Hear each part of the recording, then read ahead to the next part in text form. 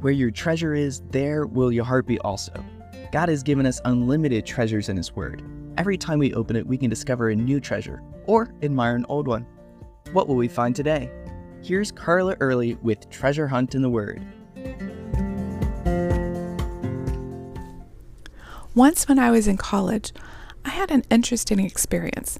Another girl and I had walked around on blacktop without our shoes on, and our feet were black. When we came inside, I felt led by the Lord to wash her feet. I didn't see it as a big deal. Jesus did it. And I didn't want black feet on my carpet, so why shouldn't I? She was my guest. She sat there and cried as I washed her feet. Later, she told me how much it meant to her. She'd been going through some things and I knew nothing about. And God used me washing her feet to remind her how much He loved her. I've never literally washed anyone else's feet except my own kids, but God calls us to service, to figuratively wash the feet of brothers and sisters in Christ, as well as those outside of our Christian community.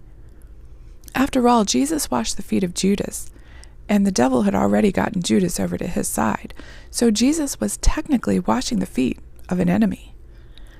So how can we wash each other's feet? I'm sure you can think of thousands of little practical ways you could help others. John says, "Whoever has the world's goods and sees his brother in need and shuts up his heart from him, how does the love of God abide in him?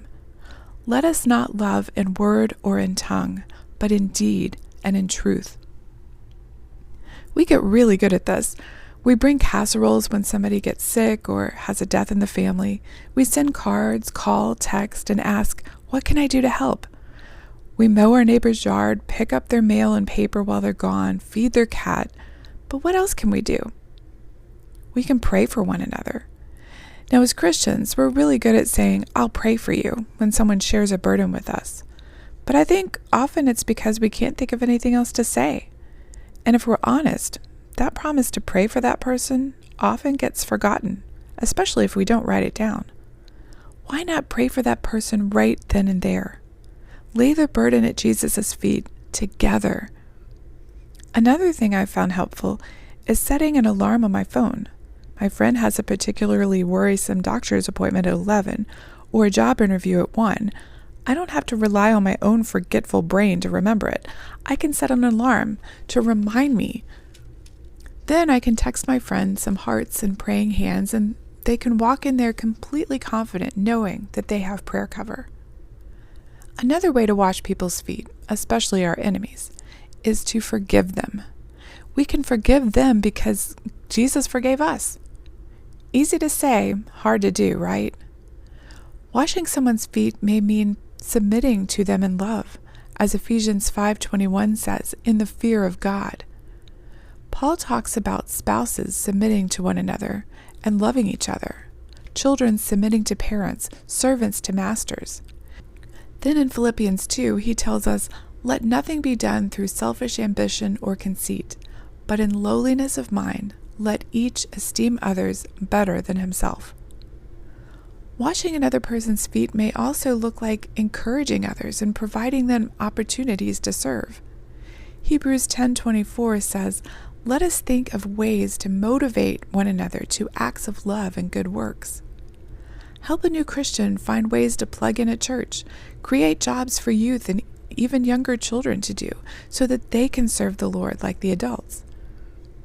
One last way I'd like to mention to wash someone's feet is to come alongside them when they're struggling in sin and help them overcome it.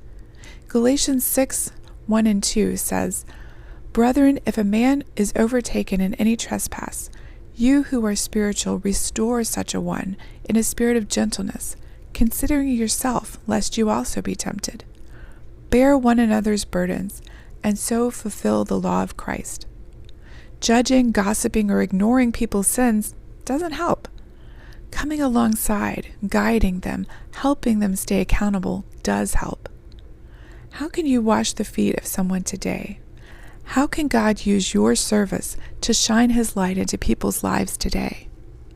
You can contact us at treasurehuntintheword@gmail.com. We'd love to hear the treasures God has given you through His Word. You can listen to other episodes on our website, which you can find in the description below. Thank you for listening, and remember, where your treasure is, there will your heart be also.